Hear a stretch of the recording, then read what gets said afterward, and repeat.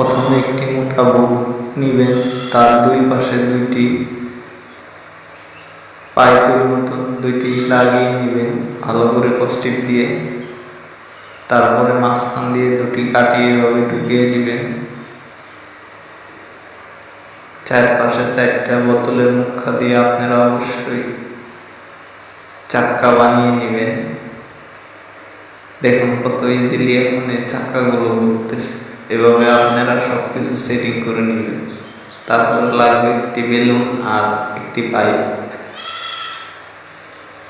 এভাবে সুন্দর করে কস্টিপ মেরে আটকিয়ে দিবেন পাইপের মাথায় বেলুনটি। ফু দিয়ে দেখবেন যে হাওয়া কি বের হয় না হয় না। তারপরে এভাবে মাঝখানে কস্টিপ দিয়ে জুড়ে দিবেন পাইপটি।